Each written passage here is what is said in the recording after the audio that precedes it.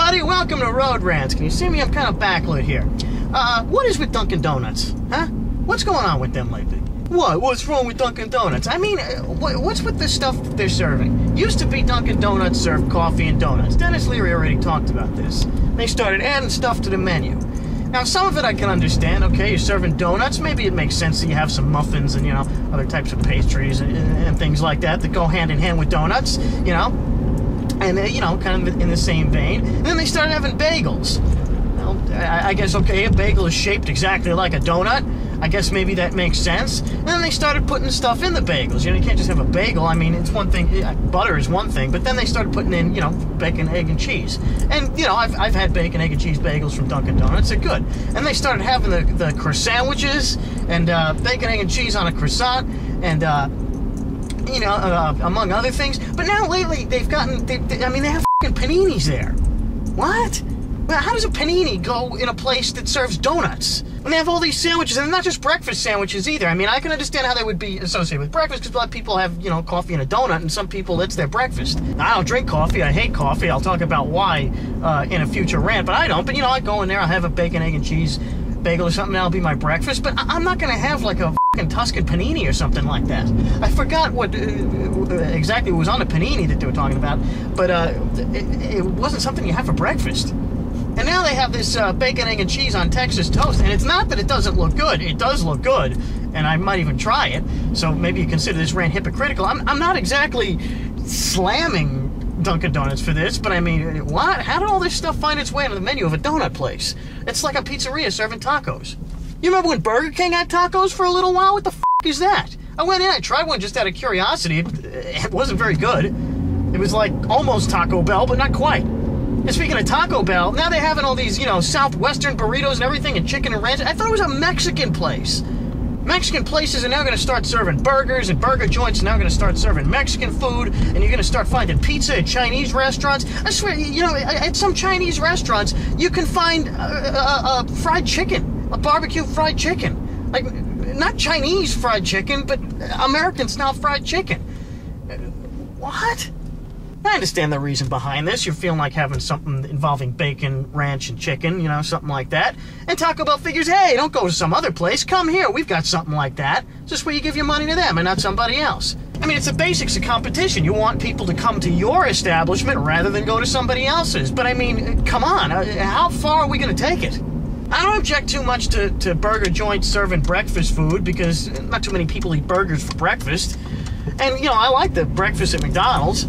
But how far outside of burgers are we really going to go? And again, I understand things that are not burgers, chicken sandwiches, salads, things like that.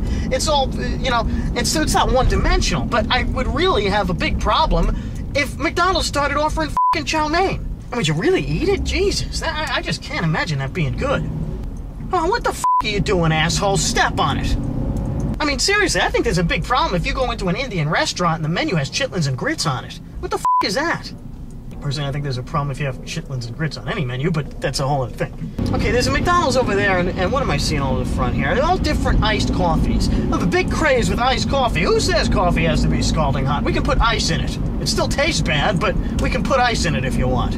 What the f*** is that? I gotta talk about the coffee craze in this country some other time, but, for now, I was going to mention all the coffees at Dunkin' Donuts. I just remembered something else. A few months back, I was in a Dunkin' Donuts just picking up a donut, and I saw something. I saw a sign for something new they were having.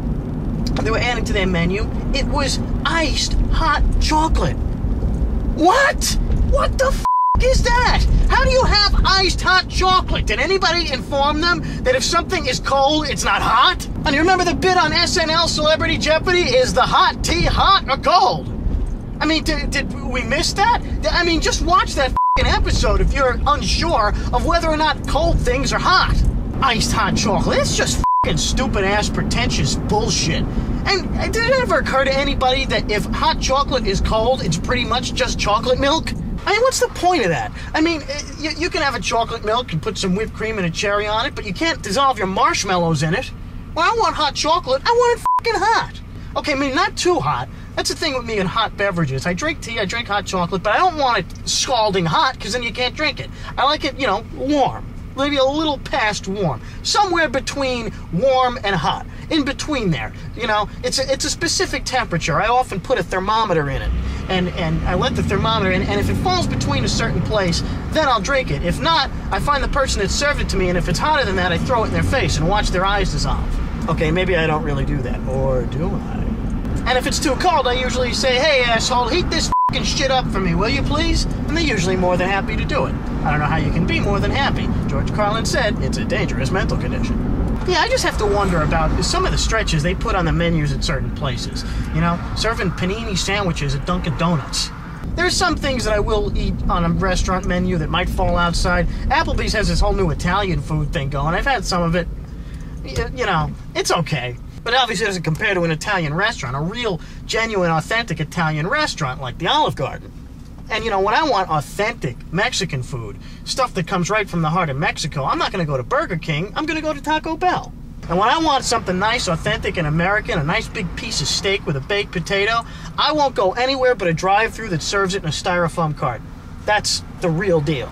But right now, I want some food that maybe isn't quite so American. You know, something that goes outside of our borders a little bit. And that's why I am headed to the International House of Pancakes, where they serve pancakes. And you know what I'm going to have there? Real international meal consisting of biscuits, gravy, bacon, hash browns, and eggs. No pancakes, because it's the International House of Pancakes. And I figure nothing gets more international than American breakfast without pancakes at the International House of Pancakes. This has been Road Rants, people. I'll see you later.